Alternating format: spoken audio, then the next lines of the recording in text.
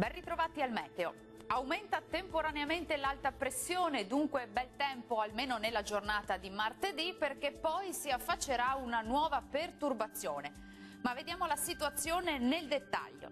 Sul Veneto sarà asciutto e soleggiato ovunque, il cielo si presenterà sereno o al massimo poco nuvoloso. Qualche addensamento sui rilievi ma senza ulteriori conseguenze. Temperature minime tra lo 0 e i 7 gradi, massime comprese invece tra 14 e 19 gradi.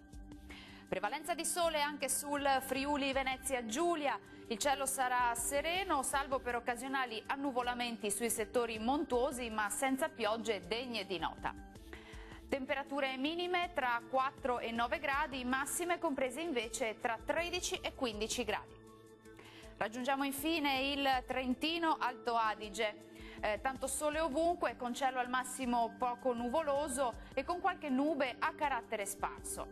Temperature minime tra lo 0 e 1 grado, massime invece sui 17 gradi circa. Bene, dal meteo di Antenna 3 per ora è tutto, arrivederci al prossimo aggiornamento.